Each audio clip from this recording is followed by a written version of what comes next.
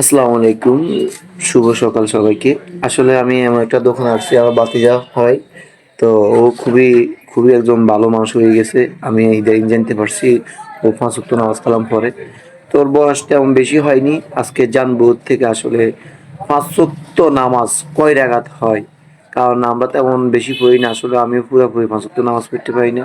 আমার ভাতিজা আমি দেখতেছি এমনকি শুনতেছি ৫ ওয়াক্ত পুরাপুরি পড়ে। তো আজকে জানবো ওর থেকে যে ৫ ওয়াক্ত ক রাকাত নামাজ। তো চলুন আপনি আমার সাথে লাস্ট পর্যন্ত আমার সাথে থাকবেন।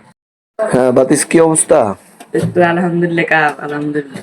ভালো আছো? জি আমি শুনলাম তুই বলে ইনশাল্লাহ ৫ ওয়াক্ত নামাজ কালাম পড়ো। জি হ্যাঁ? জি।